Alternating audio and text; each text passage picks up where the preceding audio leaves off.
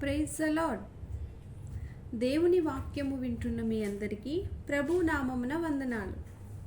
ఈరోజు చదవబోయే అధ్యాయం ద్వారా యెహోవా మోషేకు ఇశ్రాయేలీలు దాసత్వములో నుండి విడిపింపబడతారు అని యెహోవా వాగ్దానం చేశారు.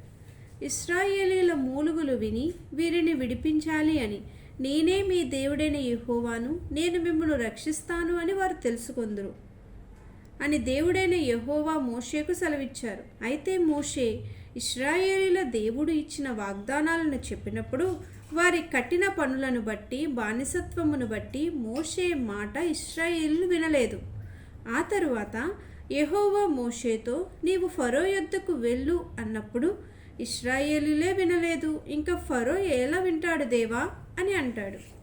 ప్రియమిత్రులారా, మన కష్టాలను బట్టి, మన స్థితిని బట్టి దేవుడు మన జీవితాల్లో చేసిన వాగ్దానాలను ఏమీ జరగట్లేదు అని నిరుత్సాహపడతారు. కానీ కొన్ని దినాలు కష్టాలు ఎదుర్కొన్నా వేచి ఉంటే దేవుడిచ్చిన వాగ్దానాన్ని నెరవేరుస్తారు. ప్రతిరోజు బైబిల్ చదువుదాం అనే కార్యక్రమానికి స్వాగతం. ఈరోజు నిర్గమకాండము 6వ అధ్యాయం. నిర్గమకాండం 6వ అధ్యాయం చదువుకుందాం. అందుకు యెహోవా, ఫరోకు నేను చేయబోవుచున్న దానిని నీవు నిశ్చయముగా చూచుదవు. బలమైన హస్తము చేత అతడు వారిని పోనిచ్చును. బలమైన హస్తము చేతనే అతడు తన దేశములో నుండి వారిని తోలివేయుడని మోషేతో అనెను. మరియు దేవుడు మోషేతో ఇట్లనెను, నేనే యెహోవాను, నేను సర్వశక్తిగల దేవుడను. పేరున అబ్రహాము, ఇస్సాకు, యాకోబులకు ప్రత్యక్షమైతిని, కానీ యెహోవా అను నా నామమున నేను వారికి తెలియబడలేదు.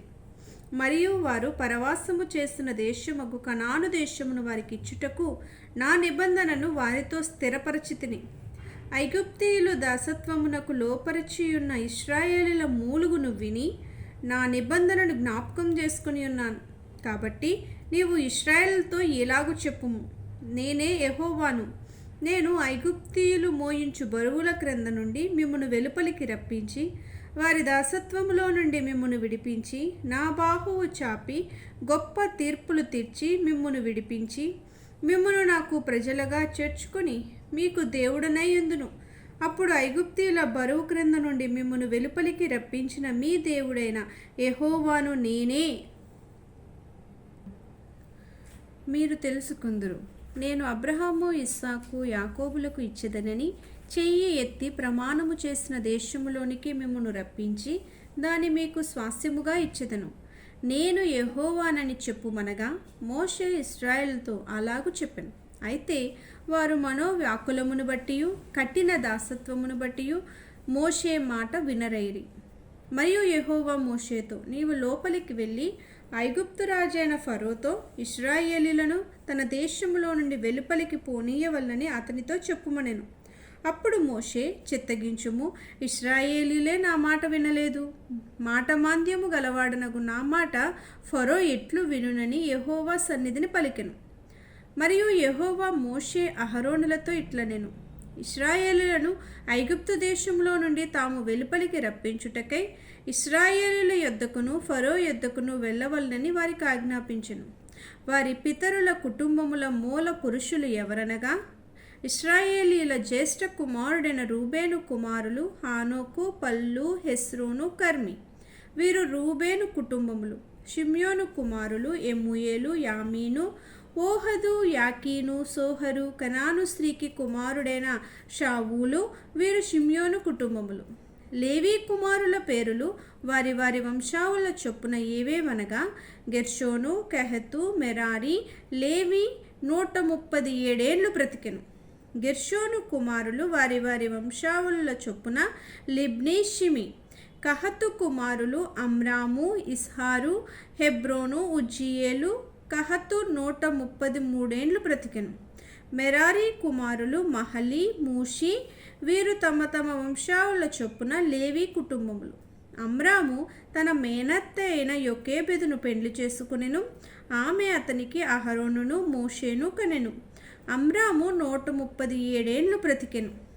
ఇస్హారు కుమారులు కోరహు, నెపెగు, చిక్రి. ఉజ్జీయేలు కుమారులు మీషాయేలు, ఎల్సాఫాను, సిత్రి. అహరోను అమ్మీనాదాబు కుమార్తెయు నయస్సోను సహోదరియునైన ఎలీషెబదును పెళ్లి చేసుకునెను. ఆమె అతనికి నాదాబును, అబీహును, ఎలియాజరును, ఈతామారును కనెను.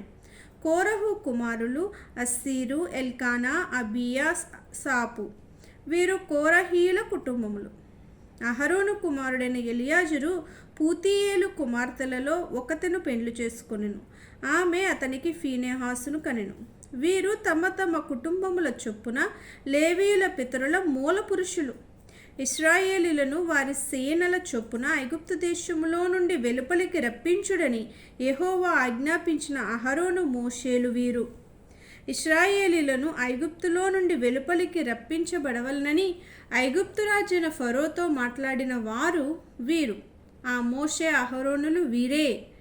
ఐగుప్తు దేశములో యెహోవా మోషేతో మాట్లాడిన దినమున యెహోవా, నేను యెహోవాను, నేను నీతో చెప్పునది యావత్తు నీవు ఐగుప్తు రాజైన ఫరోతో పలుకుమని మోషేతో చెప్పగా, మోషే, చిత్తగించుము, నేను మాటమాంద్యము గలవాడను, ఫరో నా మాట ఎట్లు వినునని యెహోవా సన్నిధిని పలికెను. దేవుడి వాక్యమును దీవించి మన వినికిడిలో ఆశీర్వదించును గాక. ప్రతిరోజు ఇలా దేవుని వాక్యమును వినడానికి ప్రతిరోజు బైబిల్ చదువుదాం అనే కార్యక్రమానికి సబ్స్క్రైబ్ చేసుకోండి, లైక్ చేయండి, షేర్ చేయండి. దేవుడు మిమ్మల్ని దీవించి ఆశీర్వదించును గాక.